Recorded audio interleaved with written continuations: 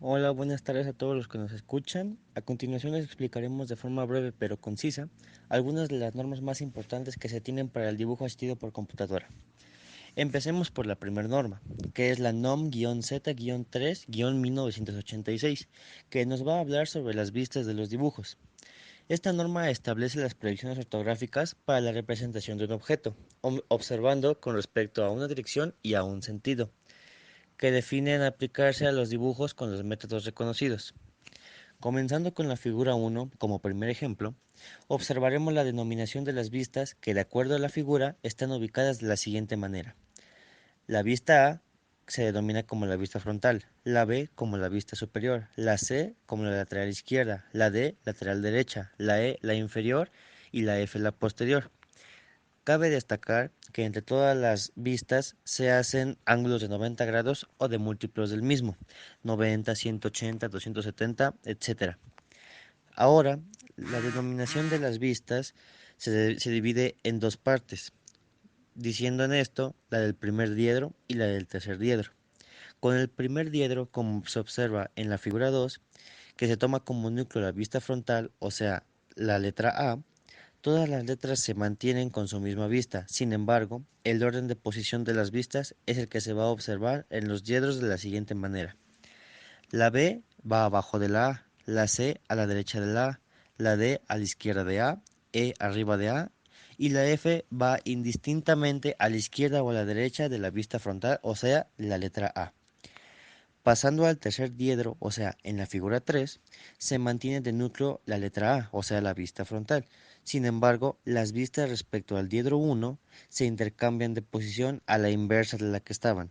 Ejemplo, la B se pasa arriba de A, la C a la izquierda de A, D a la derecha de A, E abajo de A y F continúa indistinta en la posición ya mencionada. Ahora, en la siguiente figura se explica cómo se observan las vistas cuando se conviene no usar ningún diedro. Ahora, a continuación, y siguiendo con las figuras, con respecto a las figuras 5 y 6, se observan la manera de representación según el diedro que se use en el dibujo, obvio cuando no es necesario. Para detalles simétricos, se hace basado en el tercer diedro y se hace una vista local en lugar de una completa para una mejor visualización, como se muestra en las figuras de 10 a la 14. Con respecto a la figura 19-20, las porciones largas es permitido mostrar solo la parte que se dé a entender para la figura, al igual que las vistas de porciones retenidas se deben dibujar con vistas parciales. Y con respecto, finalmente, a las figuras 21 y 22, como así se muestran las figuras ya mencionadas, cuando se repite algún elemento se puede simplificar de una manera ya sea mayor o menor dependiendo de su escala. Ahora, para finalizar con esta norma ya mencionada que es sobre las vistas y dar paso a la siguiente, cuando la escala es tan pequeña para poder visualizar un elemento de parte del dibujo, se representa con una vista parcial enfocándonos en el elemento que no se puede ver, refiriéndonos a él con una letra de referencia y un círculo como en las figuras 23A y 23B, así nos lo muestran, ejemplificándonos la escala de la misma figura. Pasando a la siguiente norma, que es la NOM-Z-4-1986, refiriéndonos ahora a las líneas de los dibujos, tenemos las siguientes definiciones. La línea continua, que es aquella cuya no contempla interrupciones, la segmentada, que está constituida por partes uniformes de líneas, la de encadena, constituida por una parte larga de línea y otra corta alternándose, la cadena doble, constituida por una línea larga y dos cortas igualmente alternándose, y el espesor de la línea, que es el grueso de las líneas. Ahora, terminando las definiciones, continuaremos con la siguiente tabla, refiriéndonos a ella como tabla 1, donde se muestra la clasificación de las líneas. Una vez vistas y entendidas la clasificación de las líneas, a continuación en la tabla 2 tenemos como referencia los usos de cada tipo de línea según sea el aplicado en el dibujo. Ahora, para terminar con esta segunda norma, pasaremos con el ejemplo más significativo de esta norma, que dice así. Las líneas de intersección geométrica verdaderas deben dibujarse con las líneas tipo A cuando son visibles, como se muestra en la figura 6 del lado izquierdo, y tipo E o F cuando son ocultas, como se muestra en la figura 6 del lado derecho. Ahora, dando la continuidad a este video, pasaremos con la tercera norma titulada Rayados, con las siglas NOM-Z-5-1986, en donde se nos ejemplificará acerca de los rayados. Y como ya se menciona, en la primera diapositiva se nos da la definición breve sobre qué son rayados. Ahora, a continuación, pasando a la primera regla, nos dice que los rayados deben trazarse con líneas tipo B a un ángulo conveniente, de preferencia 45 grados, con relación a los principales contornos o líneas de simetría de corta sección, como se muestran en las figuras 1, 2 y 3. La siguiente regla nos dice, las áreas separadas de una sección o corte del mismo componente se deben rayar en la misma forma como se ejemplifican igualmente en la figura 1, 2 y 3. Siguiente regla. El rayado de secciones o cortes de componentes continuos se debe realizar con diferente dirección o diferentes espacios, ahora como se muestra en la figura 4 y 5. Ahora, en el caso de áreas grandes, el rayado puede limitarse a una zona que siga el contorno de la área rayada, como se muestra en la figura 5. Ahora, pasando a las figuras 7 y 8, nos dicen las siguientes reglas. Para la figura 7 nos dice, en el caso de cortes por un solo plano de una misma pieza cuyas superficies rayadas son contiguas, el rayado se traza sin considerar la línea de separación, como ya lo mencioné en la figura 7.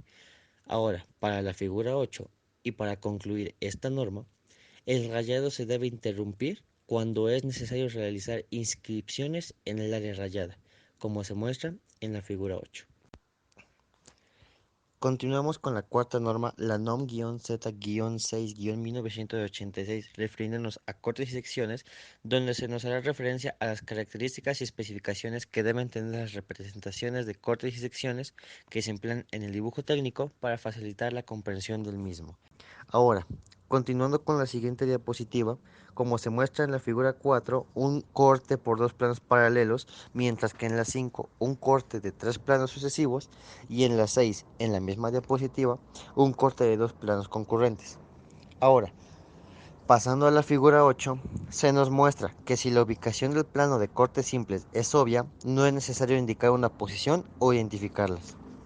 Finalmente, en la figura 9, se pone un ejemplo de corte de plano. Ahora, pasando a las figuras 10, 11 y 12, las reglas nos dicen que las herramientas, ejes, brazos, etcétera, refiriéndonos a cualquier parte externa de lo que sería el núcleo de la figura, no deben tener rayado como se muestran en las figuras ya mencionadas.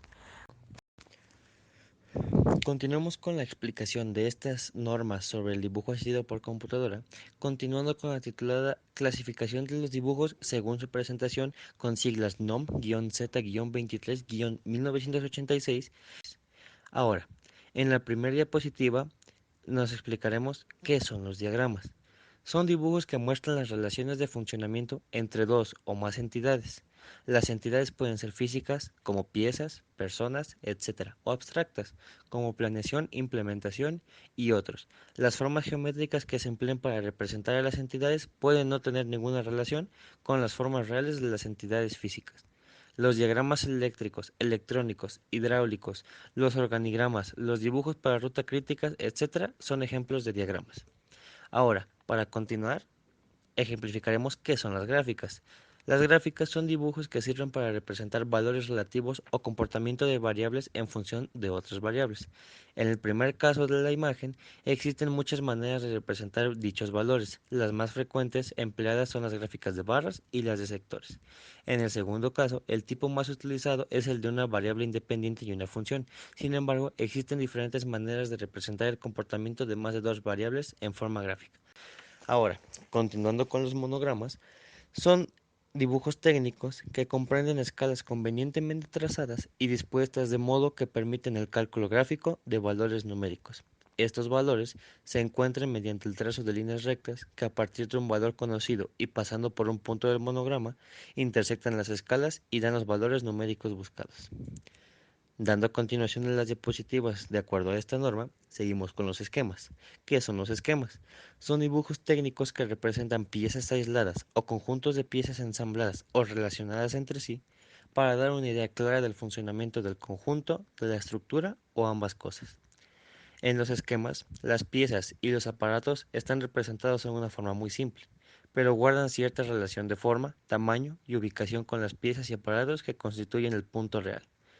Pasando al quinto ejemplo de esta norma, seguimos con los dibujos ortográficos, que son los que representan en proyecciones ortogonales diédricas, cortes y secciones las formas y algunas otras características de piezas aisladas o conjuntos de piezas que constituyen un producto cualquiera, como máquinas, herramientas, aparatos, equipos, etc. Las proyecciones pueden ser en el primero o en el tercer diedro, y aunque esto no es riguroso, los dibujos se hacen a escala que pueden incluir la escala natural. Ahora continuamos con la perspectiva, con la siguiente diapositiva. La perspectiva son dibujos técnicos que representan en proyecciones axonométricas, oblicuas o cónicas las formas y algunas otras características de piezas aisladas o conjuntos de piezas que constituyen un producto como máquinas, herramientas, aparatos, equipos, instalaciones, etc. Las proyecciones axonométricas se reducen en dibujo técnico a los dibujos isométricos, dimétricos y trimétricos. Las proyecciones oblicuas dan lugar a dibujos conocidos como también perspectivas caballeras. Y las proyecciones cónicas son empleadas raramente en la rama mecánica de la ingeniería, pero tienen gran aplicación en la rama civil, específicamente en arquitectura. Se acostumbra llamar croquis a cualquier clase de dibujo técnico realizado a mano libre. Nota, para recordar algo sobre el croquis, para la clasificación de los dibujos por su presentación no intervienen para nada la técnica ni los materiales o instrumentos que se utilicen en su realización. Ahora, finalmente, para concluir con este video, pasaremos a la última norma que a continuación les explicaremos, titulada Acotaciones, con las siglas NOM-Z-25-1986, que como su nombre ya lo mencioné, hablaremos acerca de las acotaciones. Aparte de la dimensión funcional, existe otra dimensión, la auxiliar. ¿Cuál es esa? Es aquella que se indica sin tolerancias, únicamente para efectos de información, como se muestra en la figura 1.